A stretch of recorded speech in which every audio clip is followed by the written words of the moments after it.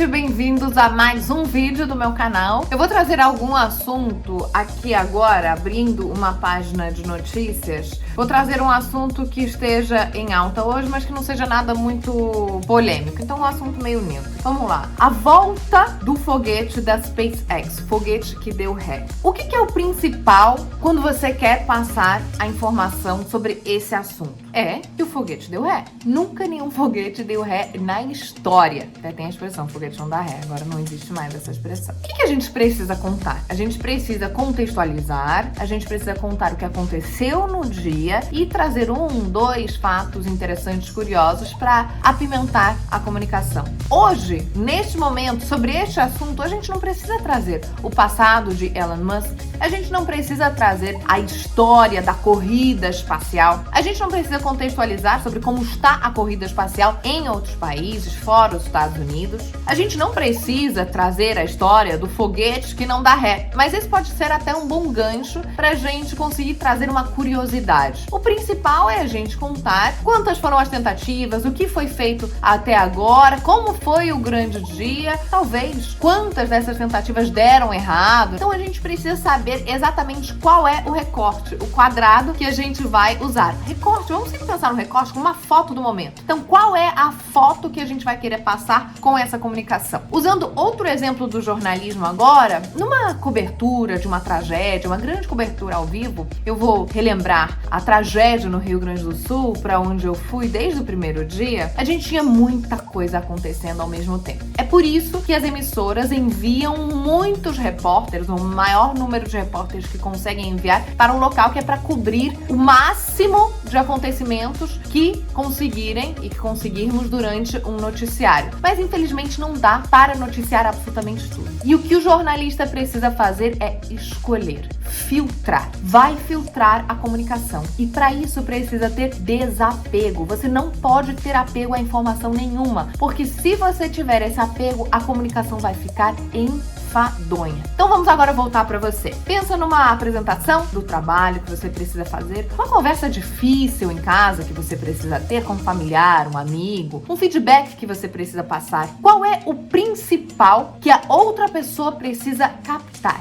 Que informação é essa? Isso precisa ser claro. Do momento em que você inicia a comunicação até o momento em que você termina, esse é o seu objetivo. Tenha isso em mente. Qualquer outra coisa que você vá usar para florear a comunicação, seja para contextualizar demais, seja para rodear demais, numa comunicação difícil, às vezes a gente fica rondando a informação concreta. Tudo isso vai tirar a atenção da pessoa com quem você está falando. Ela pode ficar ansiosa, entediada e pode não entender absolutamente nada. Tem 2 livros que eu adorei ler que vão te ajudar com isso. Um chama Simply Said, Communicating Better at Work and Beyond. Simplesmente dito, comunicando melhor no trabalho e além disso. O autor deste livro é Jay Sullivan.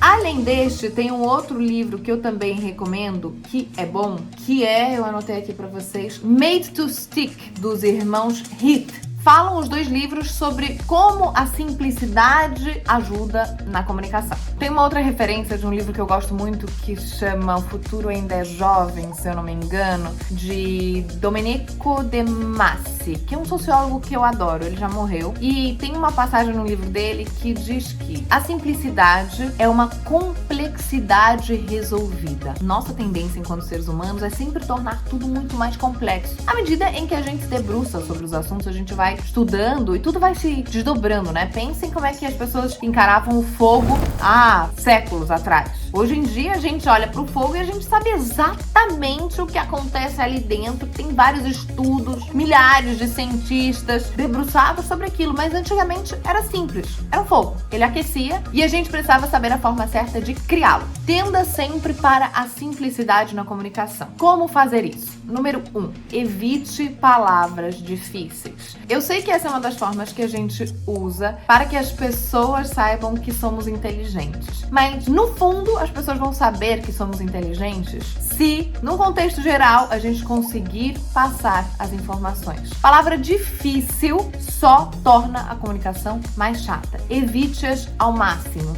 Ninguém fala, eu vou utilizar esta caneca. Não, eu vou usar esta caneca. Ou então, o objeto que está aqui na minha frente, esta coisa, esta capinha. Fale sobre as coisas como elas realmente são. Dê nomes aos bois. Fale como as pessoas falam corriqueiramente. Número 2, saiba a informação que você precisa passar e vá direto ao ponto, sem rodeios. No jornalismo, quando acontece alguma coisa, você vê um apresentador chamando um repórter ao vivo, que informação é que ele traz primeiro? A informação principal. Você não vai ver o jornalista fazendo um nariz de cera ao vivo para chegar, por exemplo, ao número de mortos numa tragédia. Ele vai já, no primeiro momento, trazer a informação principal. Depois, se necessário, ele contextualiza, ele usa um pouco mais do tempo para trazer mais informações sobre aquele assunto. Mas ir direto ao ponto é crucial. Lembre-se também que quanto menor a mensagem, menor a chance de você ser mal interpretado. Isso é importante. Número 3, se a gente estiver falando de uma comunicação escrita,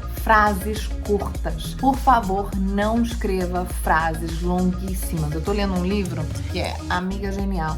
Esse livro eu tô adorando, é uma novelinha, é muito gostoso. Mas as frases são infinitas, eu me perco na informação. Eu já entendi que o detalhe que a autora traz aqui nesse livro não é o mais importante. E a partir daí eu comecei a ignorar algumas palavras das frases que tem, sei lá, 5, 6, 7 linhas. Não seja essa pessoa, escreva frases curtas. Isso vai ajudá-lo bastante. E agora vamos ao número 4. Se você estiver falando pessoalmente, faça pausas. Faça pausas na sua comunicação para ter algum tipo de feedback, para olhar a pessoa, ver se a pessoa está entendendo, para que a pessoa consiga também se comunicar com você. Muito dificilmente você vai ter a necessidade de criar um monólogo, ou seja, numa apresentação, numa reunião. Não precisa ser só você a falar. Você tem que passar alguma informação, você é o detentor da informação, mas não precisa ser só você. Dê espaço para o outro falar. Isso vai te posicionar no sentido de entender se o que você precisa comunicar está sendo compreendido. O que o outro for falar, o que o outro for perguntar, vai te dar esse panorama. Então é importante até para você recalcular a rota mentalmente. Você vai para uma apresentação, você vai com alguma colinha que vai te mostrar o início, meio e fim, né? O caminho que você precisa percorrer para chegar à comunicação. Numa conversa com um familiar, uma conversa com um namorado, marido, esposa, exatamente igual. Pode não ser uma colinha física, mas é bom que você saiba os pontos que você precisa passar para chegar ao lugar certo com aquela comunicação. Em algum determinado momento, pare, deixe o outro falar, respira e reflita bem rapidamente. Eu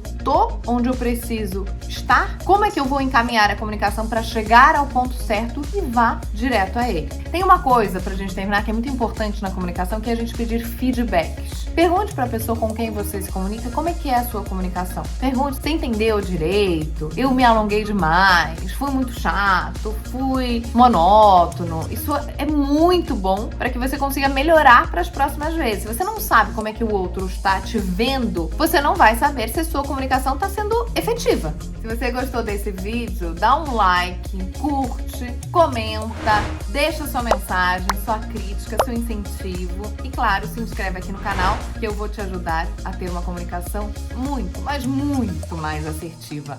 Um beijo pra vocês. Até a próxima. Tchau.